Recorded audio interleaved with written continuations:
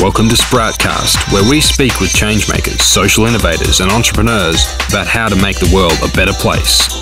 Thank you for listening to Sproutcast. My name is Julia Duffy, and today I'm speaking with Rita Nehme, co-founder and Executive Director of SteerNorth. We'll be chatting about her journey starting SteerNorth, a health promotion charity that kicked off with a bang by launching the longest annual charity bike ride in the Southern Hemisphere, from Melbourne to Cairns.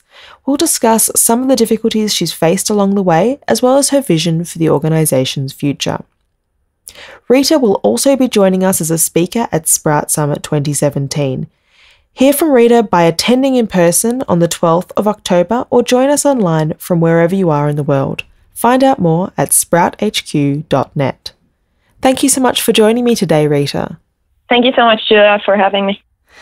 Now, I wanted to talk all about SteerNorth and the interesting work that you're doing. But before we get started in that, could we talk a little about your background and interest in the not-for-profit and social enterprise sector and why this is something that appealed to you and that you wanted to work in? Yeah, so my background is actually in engineering and geochemistry. But since I was in school and uni, I felt like I would always seek opportunities and activities that have purpose and that kind of create meaning for me and have some impact on other people. And one of these activities was actually signing up for a bike ride from Texas to Alaska, a cycling journey over 70 days to raise funds for cancer and raise awareness as well. And it wasn't until I went on this journey that I kind of started learning more about myself and my interests, and I started being more conscious about how I want to kind of spend my time and what I want to dedicate my life to. And from there, kind of the idea of SteerNorth was born, and I was set to kind of dedicate my time and effort to health and education, which are two causes I'm very passionate about. And the one thing led to another, and then I found myself in the social enterprise and kind of not-for-profit sector. So it was kind of a progression from something that raised awareness for me about that sector and about that area of work. And then what specifically led you to start SteerNorth? Yeah, so like I said, the experience that I went through, cycling for a good cause over 70 days and meeting all these amazing people and having conversations with them, it was kind of the most impactful thing that I had done up to that point. So it really impacted me, and I wanted to contribute to cancer research and patient care as well. And I also wanted to empower young people and offer the same life-changing opportunities for other young people. So we decided to start SteerNorth, which is a not-for-profit organization that aims to inspire and empower people to lead healthy and active lives. And we do that through epic bike rides across Australia. And the money that we raise funds medical research and patient care.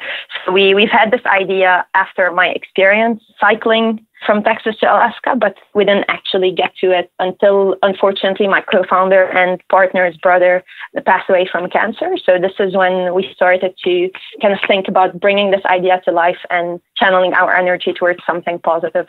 So the combination of all of that kind of led to establishing SteerNorth in 2015. Wonderful. It's interesting how, I guess, you're bringing a few different aims together. It's not just the raising awareness and the health promotion, but also health promotion in the sense of encouraging healthy living for your participants. It's interesting that dual purpose. Yeah. So our participants are actually, so most of them are not cyclists or athletes. They just can sign up for our activities. We give them a leadership development program, a training program, and we empower them to live healthy and active lives, but also influence their networks and promote healthy and active living in their own networks as well. So that's been really interesting, just seeing just people who haven't cycled before getting on journeys from Melbourne to Sydney, for example, or Melbourne to Cairns, which was our longest bike ride this year as well. And in terms of the side that is about the cancer research and about raising funds, I believe the participants, they separately raise funds. How much support do you give your participants in terms of how they are promoting the event and promoting the research side and publicising that issue?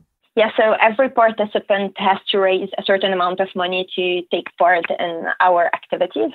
So last year we had the Melbourne to Cairns ride where participants had to raise $5,000. And this year we had the Melbourne to Sydney ride where every participant had to raise $3,500.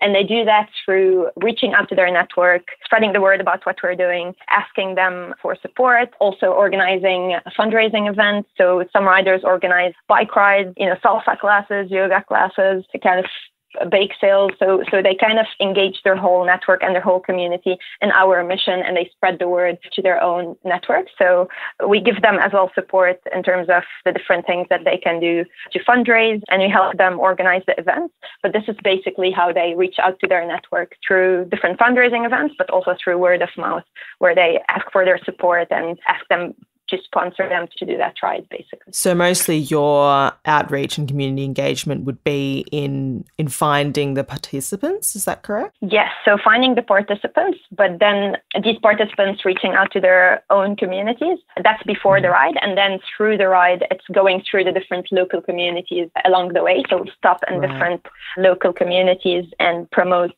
what we're doing and promote healthy and active living as well. So there's kind of two aspects of community engagement with the riders before the ride, and then with the riders and the local communities throughout the ride. Oh, wonderful. The local community engagement sounds like actually quite a unique aspect of the program. Could you tell me how that came about and what the experience has been like? Definitely. So going through these local communities on a bike and having kind of a group of cyclists rolling into these communities is attracting a lot of attention and support, and people want to hear what we have to say and want to hear what we're doing and what our mission is. Especially that, like I said, we just rolled into their communities after, let's say, 5 days of cycling. Rolled in. And we're here to promote this. Yeah, exactly. Yeah. This means of cross-country cycling is attracting attention from the local community, and it's been incredible witnessing the support that we got from them. So we get in touch with councils and schools and local community groups beforehand, and then once we roll into the community, they expect us there on a certain date, and sometimes they have a dinner for us, or we attend their community event, or we have kind of a community organization meeting that they have over there that we attend.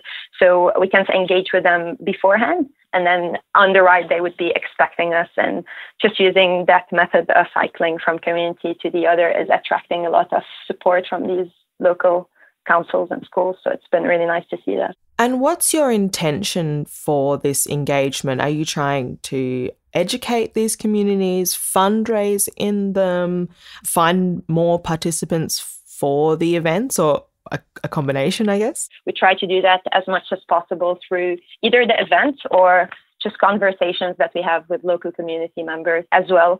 And they help us fundraise as well. So it kind of touches on different aspects of what we do, engaging with these communities. And now, as the organisation is in the early stages, I thought it would be interesting to cover some, I guess, of the challenges you've faced, but also your plans for the future. So first, what are some of the perhaps unexpected challenges that you faced along the way starting SteerNorth? Yeah, so the challenge at the beginning, the way we approached the first activity, we wanted to do something big that will attract attention, that will get our name out there, and that will impact as many communities as possible.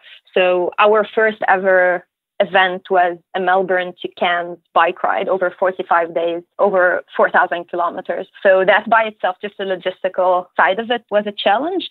And just getting people to kind of believe that we are going to do it and gaining legitimacy, I feel like that was one of the challenges. So we wanted to be kind of as professional as possible. We wanted to show that we know what we're doing and we have everything figured out.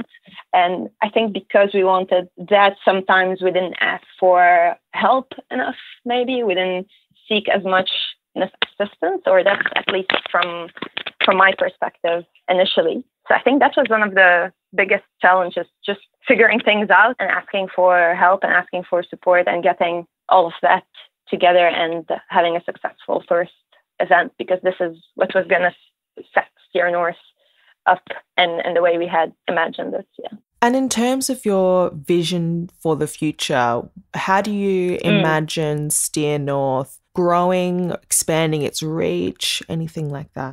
Yeah, so with the first two rides that we have done, the Melbourne to Cairns and the Melbourne to Sydney, we've raised so far $150,000 for medical research and patient care at the Victorian Comprehensive Cancer Centre. And we established a PhD scholarship that's actually open at the moment. So we're accepting PhD scholarship applications, and this is going to be set for the future. So we want to fund a PhD every year and have young people contributing and set for life in a career in medical research and contributing to medical research and patient care.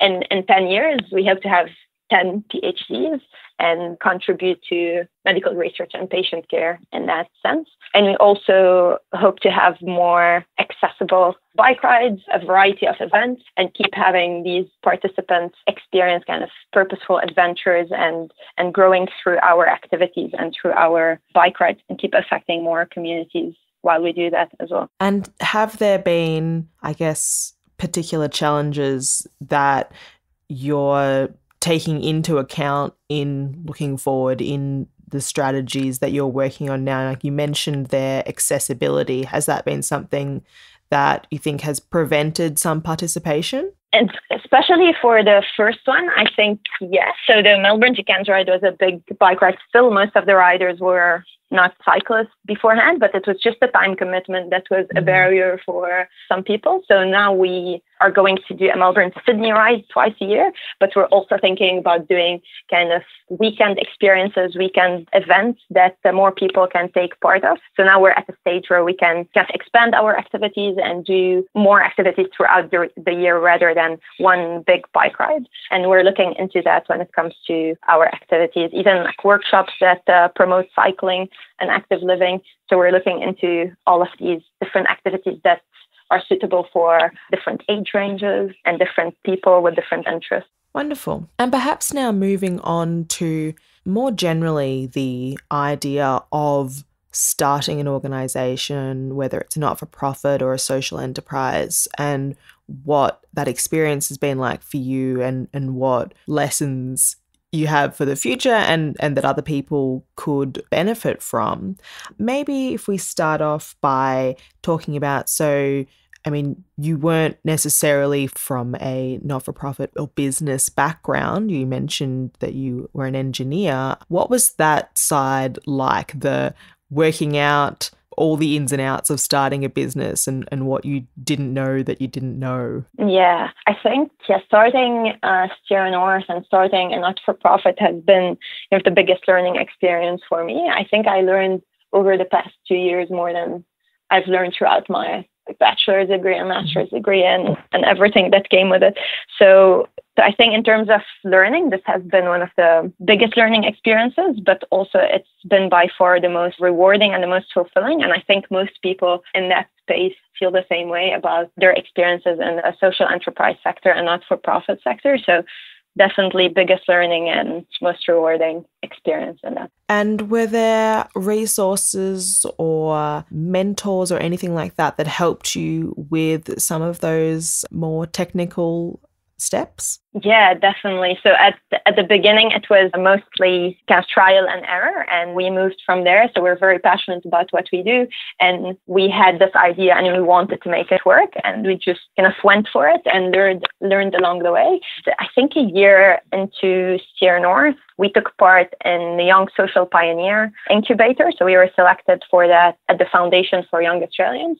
And this has been kind of like a big boost for SteerNorth, and it provided us with a lot of skills and tools that otherwise we wouldn't have had. But mostly it provided us with a support network as well. So I think this has been one of the biggest boosts for me personally and for SteerNorth as an organization as well. Now, just in terms of what it was like for you when you started SteerNorth, about how much time you spent on the project and how you kind of balanced your responsibilities, what was that like?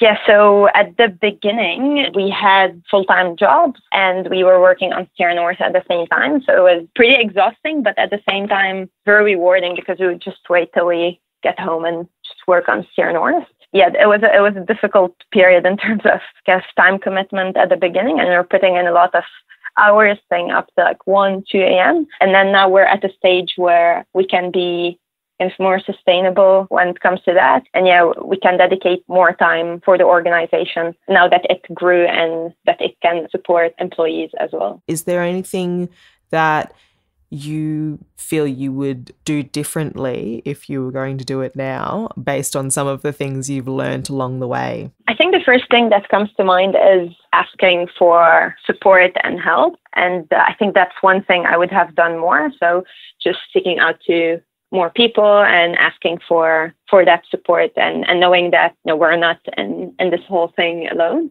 So I think that's one thing I would have done more.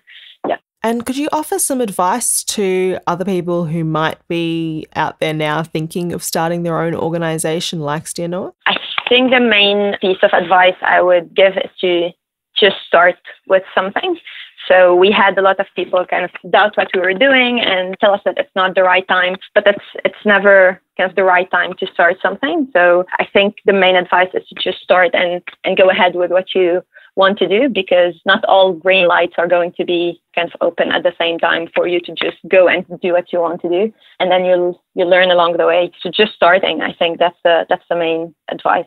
And seek help, seek support. People want to help you and support you, and you're not alone in this whole thing.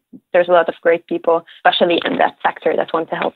And before I let you go, Rita, I like to end by asking all of my guests to give a shout out to a person or an organisation in the sector who they think is doing really great work. Yeah, I think I already mentioned the organisation, but if you are starting a business or you need resources or support in that, I think the Foundation for Young Australians, so FYA, is doing some amazing work at backing young people, and they've been supporting SteerNorth, and they would support any young person that reaches out to them. They also have amazing research about kind of the future of work and social entrepreneurship. They have a range of programs and resources. Yeah, I think FIA is one of the organizations I really admire in that space. Wonderful. So shout out to them. Yeah. And where can people find you and find SteerNorth online if they want to learn more about what you do? So we are online at steernorth.org.au. This is where we'll be putting all of our future bike rides and past bike rides that we've done, and also any new activities that we have. And we're very active on Instagram and Facebook. So that's SteerNorth AU. And we just recently got back from the Melbourne to Sydney ride. So we have a lot of pictures and a lot of stories from the ride on there at the moment. Beautiful. Well, thank you so much for joining me on Sproutcast today, Rita. It's been an absolute pleasure to talk with you. Thank you so much, Julia. Thank you for having me. Are you an emerging leader or social entrepreneur who has started or wants to be involved in a not-for-profit, social enterprise or business for good? Join us at Sprout Summit 2017. The aim of Sprout Summit is to equip social entrepreneurs and changemakers with the practical tools, processes and insights to drive successful change and create positive impact in society. We'll be featuring an exciting lineup of speakers, including Rita Nehme. The full lineup and speaker presentation descriptions are now online at sprouthq.net. You can attend in person in Melbourne on the 12th of October or stream the event from wherever you are in the world. Find out more at sprouthq.net. Did you enjoy this episode of Sproutcast? Visit sproutcast.net to sign up for our newsletter. The newsletter includes copies of the show notes and additional content from each episode.